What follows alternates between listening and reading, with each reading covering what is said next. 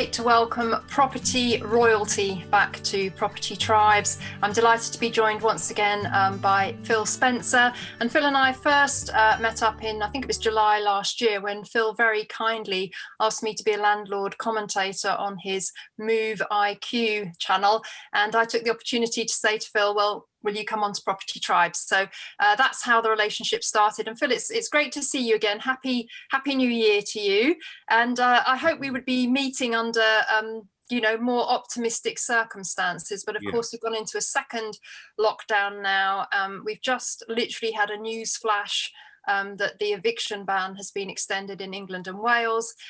More challenging times ahead for the property sector. And you've been very busy, as a pundit, giving a glimpse into the future of what's going to happen in the property sector in 2021. Are you feeling optimistic? I've got to be relieved and pleased that that we are open as a market. There are a lot of industries that are shut, that can't perform, and businesses that have to be closed. And my heart goes out to them. It really does. But the housing market, as things stand, is functioning. People can buy, they can sell. I don't know if they can go and view, but surveys can happen and deals can happen, and so we've got to be pleased and grateful for that, at least. In terms of what's going to happen, it's going to probably be a bumpy ride. It's going to surprise us. Whatever you and I say or think, it's unlikely to follow that pattern. Certainly if last year was anything to go by. I mean, we talked about when we spoke in first lockdown that the market, the sentiment we would expect to be very low, and et cetera, et cetera. In actual fact, the average house price, if there's such a thing, climbed by 6.5% last year in the middle of a pandemic. I mean, that took everyone by surprise. So nobody has a crystal ball. What's going to happen this year? It's going to be interesting to watch and learn. Indeed, and it's a bit like the stamp duty holiday to me was a bit like a kind of energy drink, a very big rush of activity, and then it kind of drops off. I know in the past you have expressed concerns about the stamp duty deadline, which is looming. If people wanted to complete by the end of March, they should have instigated their transactions early in December, based on the workload levels of all the professionals that support a property conveyancing transaction. So, are you still fearful of what's going to happen when the stamp duty holiday ends? I mean, there is pressure to keep it going. I am fearful. The stamp duty holiday is an interesting one, because there's no doubt it has stimulated the market, and that's what the Chancellor was trying to achieve. But it's also made prices rise, and I worry on one hand that people will have, in order to save the maximum £15,000, they may well have paid more than £15,000 on the price, simply because of the demand for the products that were on the market has pushed prices up. But aside from that, I am concerned that the Chancellor has said stamp duty is going to finish on that day. And as you say, there are so many transactions underway at the moment. There is a big backlog. There's a wait for local searches, there's a wait for a surveyor, there's a wait for an underwriter, there's a wait for the mortgage offer, there's a wait for a solicitor.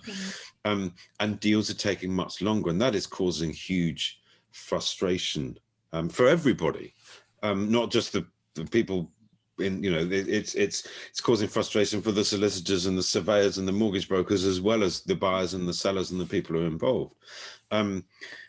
But I guess so that there will be a large number of people that won't actually make that deadline.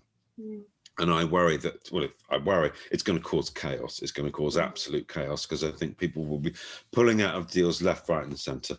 I haven't got the extra £5,000 that I needed, that I'm now not going to get off my stamp duty. So the whole deal's off, the whole chain collapses, and now you've got a dozen people that are upset about it. One could argue that it might be possible for people to go back into the chain and explain to everybody up and down the chain, well, let's all reduce our price by whatever it is, 6, 8, 10 grand. Yes, that might be possible, but it's going to be pretty complicated, and I think chaos will still ensue. I live in hope that the Chancellor has said, right, we are finishing on that date, and getting everybody focused on that date and pushing towards that date. But I live in hope that in the sort of 10 days, 2 weeks before that, he might wake up and go, actually, let's phase it out. Let's taper it out over a period of time. Keep everybody motivated on that date, but actually, let's have a gradual phasing out. That's what I'm hopeful for. Yes, I mean, from the landlord perspective, if there are sales falling out of bed, then, you know, cash-rich landlords standing in the wings can perhaps pick up something of a bargain if they're going to buy a property that's fallen out of bed that could repair a chain. So, you know, in any situation, in any crisis, there will be opportunity. And I think your suggestion to phase it out gradually is a very sensible one, because a lot of conveyancers are turning work away because they don't have the capacity to, you know, to complete it in time. And I think, Phil, in any of these situations, it could be, you know, a very short, sharp burst of pain and then start to recover, or it can be a very long, drawn out, painful death. And I'm not sure, you know, which is going to be best for the market in the long term. It's very, very challenging conditions for anybody that's trying to plan anything, because there's just so much uncertainty. We don't even have a proper, you know, confirmed date for the end of the lockdown. How are property businesses meant to operate in that environment? Well, absolutely. As you say, it's the unknown. I don't know, personally, I operate much better when I know the parameters of what I'm working. It doesn't matter what those parameters are. If I know what they are, then okay, that's what I'm working towards. But actually, in the situation that we are all in, we don't know what the end game is. We don't know what it's going to look like or when it's going to come, and that is very difficult. It's difficult on many levels. It's difficult as a homeowner. It's difficult as a landlord, and it's difficult as a tenant. It's difficult as an employee and an employer. There are many challenges, and I'm afraid we live in a time of uncertainty, and that's the way of the world at the moment. Not much we can do about it. I think one thing, you know, that I think is really important is that, as we both know, property is a very long-term business, probably even longer term in the current situation. And I think it's quite dangerous to make knee-jerk or, you know, rash decisions in a kind of, if you're in a kind of crisis period, because they can very easily turn out to be poor decisions. You don't want to make a big decision in the kind of heat of battle. You want to take it in a kind of balanced and calm way, in an objective, balanced way. But let's remember that a lot of the property tribes clients and friends of yours are amateur landlords. They may not be experienced. They might have 2 or 3 properties, but that can feel quite lonely. You're trying to make a big decision that's going to impact people's lives and your life, your tenant's life, your bank balance, your credit worthiness. You're trying to make big decisions in an uninformed or potentially uninformed and lonely place. So communities and hubs and free resources where people can gather together, share ideas, set out challenges and issues and problems, and learn from other people is phenomenally useful. And I think in this, just over the last year, somebody said to me recently that digitally, I can't say that word, technologically, we've actually come forward 5 years in the last 12 months, and people are more accustomed to using technology, and technology is better as a result. So there are resources for people to turn to in these uncertain times. Well, it's very interesting that you brought up the topic of technology, Proptech as it's called, because we're actually running a themed month on Property Tribes this month called Landlord Digital Lives, where we are encouraging landlords to adopt a digital first approach. And we've actually been kind of pushing this notion for over 10 years now.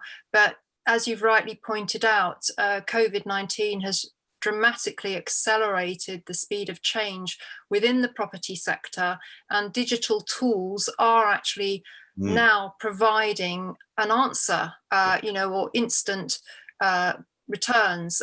If you need to reference a tenant, for instance, you can use open banking via different tenant referencing platforms to do that. So why didn't we have open banking before? I mean, why didn't we have tenant referencing before?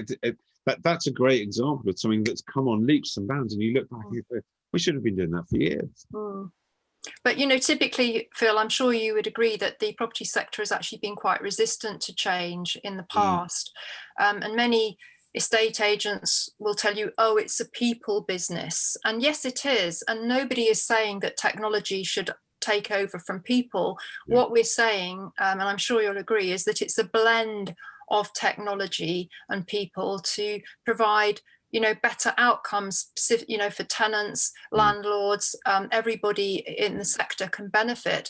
Do you think that some of the drastic changes we've seen, such as virtual viewings, as a for instance, which act as a great filter to filter away people that could be time wasters, do you see that they could become kind of the new normal and be totally accepted going forwards, regardless of COVID?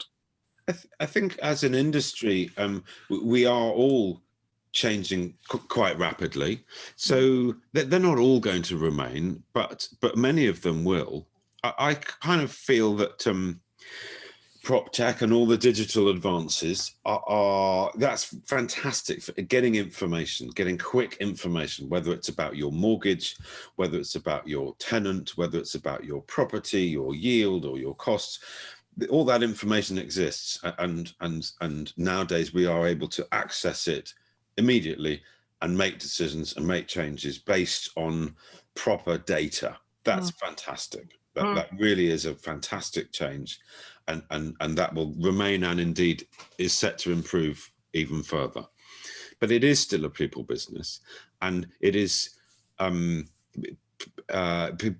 agents, whether they're buying agents, selling agents, letting agents, will still need to be involved, because it is a people business, and there are emotions involved, and there are dreams and ambitions and stresses and upsets and disappointments and all of those involved.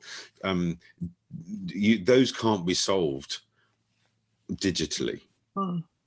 So you will, in terms of virtual viewings, fantastic. You're absolutely right. A great filter. You don't want 50, you don't want 10 people walking around your house. You want the right person walking around your house who's already got a sense whether it's the right or the wrong thing. So absolutely, it will help. And I guess at the moment, we are in lockdown. Whilst the housing market is open, nobody wants to be unnecessarily traveling around or unnecessarily visiting people's houses or even meeting people. So at the moment, absolutely first class. It needs to be used in as many instances as possible. But I feel at the end of the day, people will need people involved, because you need to. An agent, letting agent, selling agent, whatever, they're brokers. They need to sit in the middle and broker the deal between the buyer and the seller, or the tenant and the landlord. There's absolutely a role to play there. No, definitely.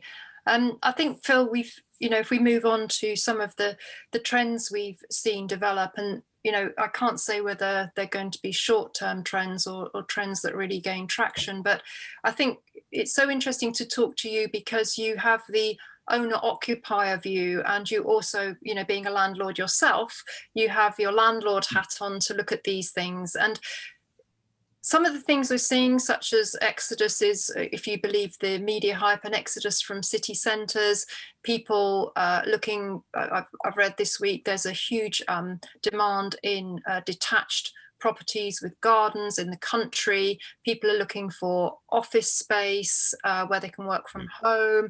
And, this is all the owner-occupier market, but we need to translate those to what our tenants are going to be wanting and needing in the months and years ahead.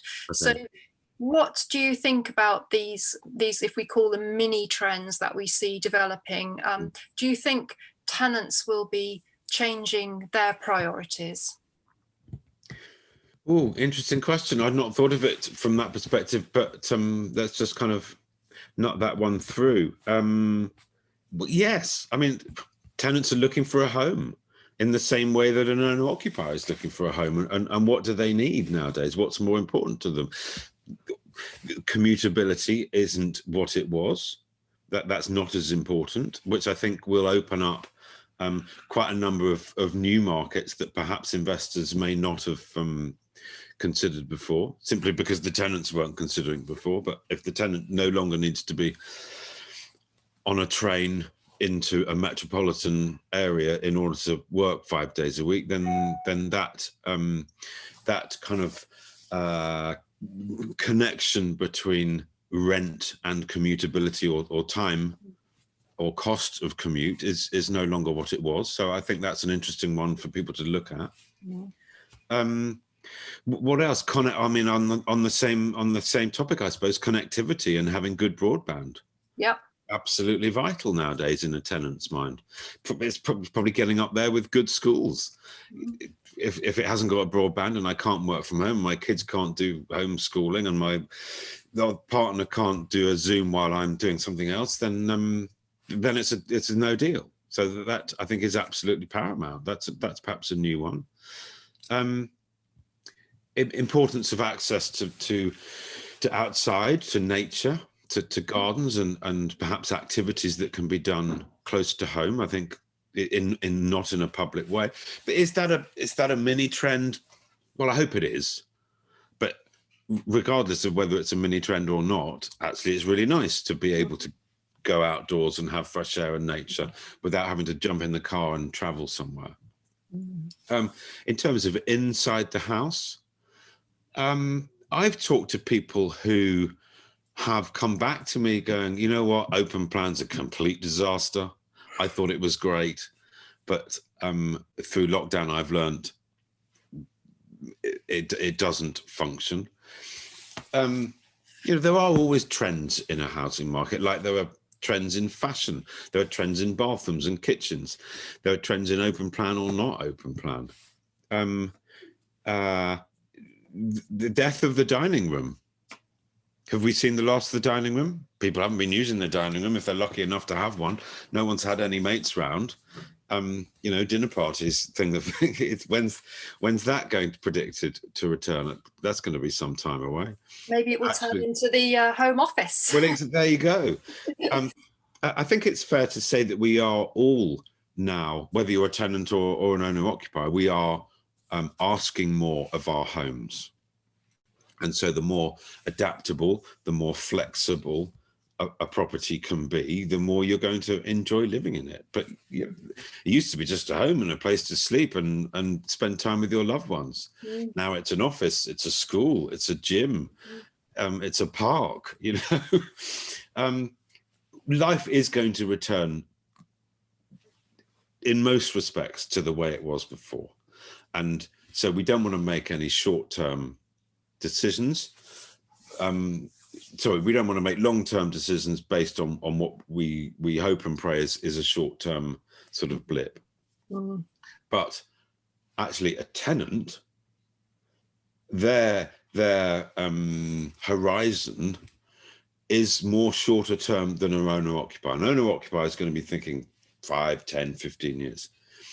A tenant is going to be thinking 12 months, 18 months, 24 months. And actually, so therefore the landlord has got to have a bit of a mind on that. It's a really interesting one. And let's just sort of knock it around together, because the landlord needs to think long term because of their strategy and their portfolio. But the tenant doesn't have to think that way. So the landlord needs to make decisions based on a tenant's short-term issues, whilst keeping a mind on their own long-term portfolio strategy. That's a fairly complicated sort of set of parameters.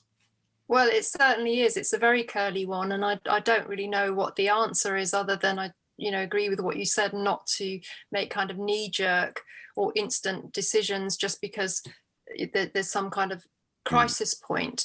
Do let that settle back, try and see the wood for the trees, maybe reach out for some support, come to online communities, lettings agents, etc., as we've discussed. One thing I would say is that I think, from the landlord perspective, risks have been massively amplified by COVID. I've just had it flashed up on my notifications that the government has extended the eviction ban in England and Wales. And it's so hard to plan when there's such uncertainty, even the uncertainty that you can't get possession of your property when the tenant's in massive rent arrears. Yes. I mean, surely that will deter new landlords coming into the sector. But have you any advice for landlords of how to navigate 2021?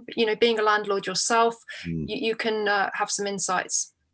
Well, the protection against eviction is great for tenants, and it's a very necessary thing. The government are doing absolutely everything, and I think they've got some brilliant measures in. But actually, what we need to be doing is protecting people and everybody involved. So the landlords actually they need a bit of protection themselves. 100%. We don't want people on the streets, and what the government have done, protecting the tenants, fantastic. The last thing we need is an empty property because the tenant hasn't been able to pay the rent. The landlord's kicked them out. They're now on the street, and the landlord's got an empty property. That's a disaster. So that's not happening. That's great. But actually, if the landlord who is using the rent in order to pay the bank and not get repossessed and not cause themselves problems in the court through debts and that kind of thing, they actually need some protection as well. It's there's no right or wrong. There's a whole bunch of grey areas here. It's not easy. So will you be changing your investment strategy, or are you just really kind of in a consolidation position, just maintaining what you've got to the best of your ability? Pretty much consolidating, seeing what happens. I don't think it's the time to make any rash moves. Let's hold fast. I've had to do a couple of deals with tenants, but it's been done early. It's been done before problems or big problems arrive, and it's been done perfectly kind of equitably and pleasantly. Touch some wood and cross some fingers and toes that has worked out okay. There is perhaps one property that I would be interested in selling, but that is because I am also interested in getting into the holiday market.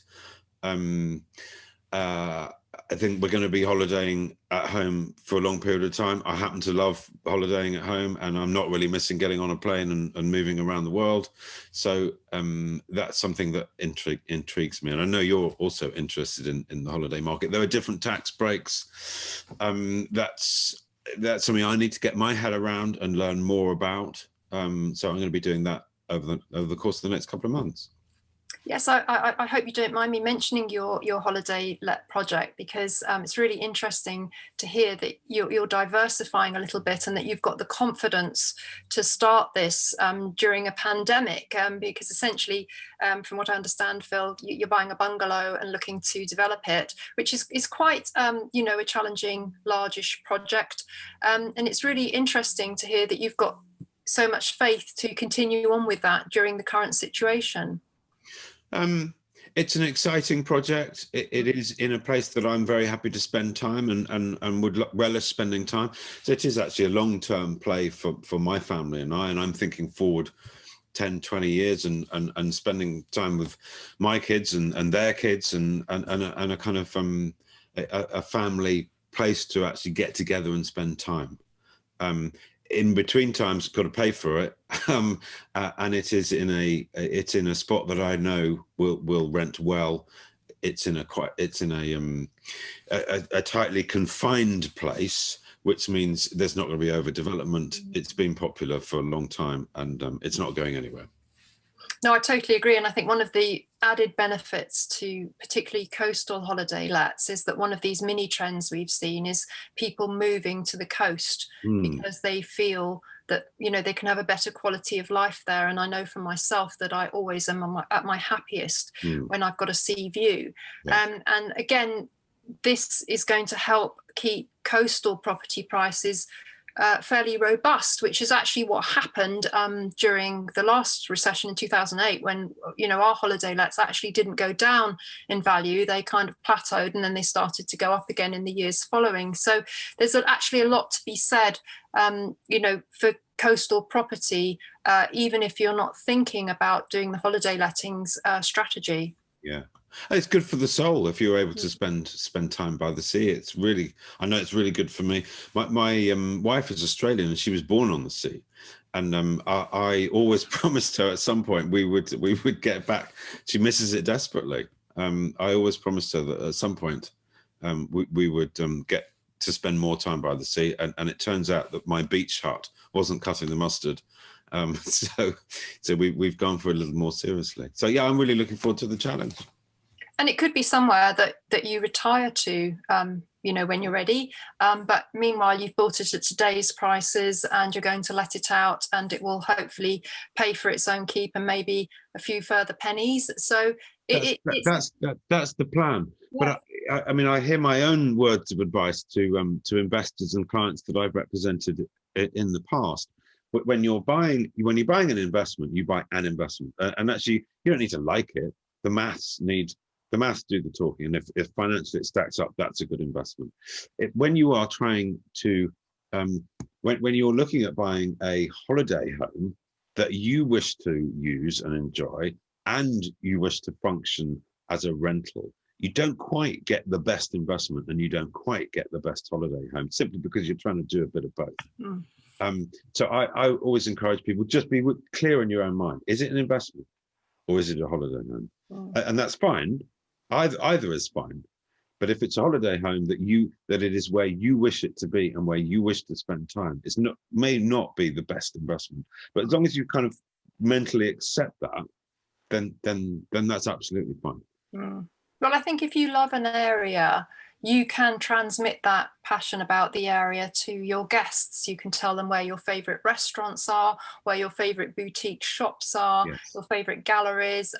You know, we've bought our retirement home in 2006 on the island of Portland in Dorset, and it's one of my favorite places in the entire world. And I can wax lyrical to guests about all the wonderful walking and the best views on the island and all this kind of thing. So I hear what you're saying, but I think, you know, if you love somewhere and you could transmit that to your guests, I think that's a big part of running, a successful holiday let. Interestingly, we for many years have rented a little house within 50 yards of where we're going to be doing our holiday home, and the owners live next door. So we have therefore learnt from them and seen their passion and got their knowledge, and therefore sort of learnt about the area, as you say, and fallen in love with it. So yeah, absolutely, I couldn't agree more. I call that try before you buy, and we did exactly that when we purchased our holiday let, which is extremely successful down at Camber Sands Beach, because I did not know Camber Sands at all. So we booked a weekend down there in a holiday let. We spoke to the holiday let owner about the occupancy levels. Yeah. We explored the area, the little town of Rye nearby, absolutely fell in love with it, and went ahead and bought a holiday let investment there. And it's, as I say, it's done very well despite COVID. And I think we're going to enter a golden era of holiday lettings because people don't want to travel so much. They don't want to be on planes and so on. So I think you've made a smart move. Let's hope so. Let's hope. Anyway, just as we close this out, Phil, property is your life, your TV presenting, your consultancy, your home finding, your Move IQ channel. You are very, very immersed in property. Are you keeping the faith with it? I think I know the answer. I wouldn't know what to do otherwise, Vanessa.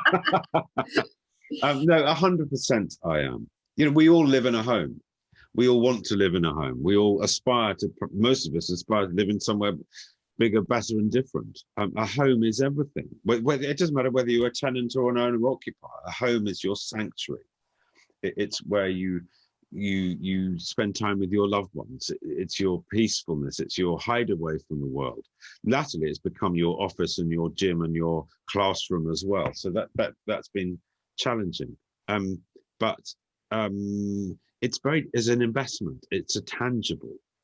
You can touch it. You can live in it. You can walk around it. You can play with it. You can do things with it. You can improve it.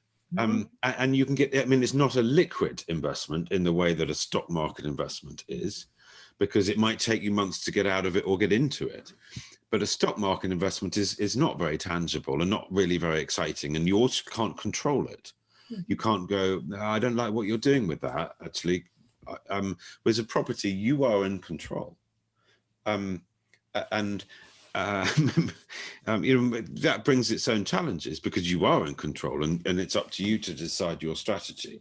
And that's not easy just at the moment, but at least you are in control, and it's up to you to find the information, to do your research, to talk to people, to register with communities and get informed.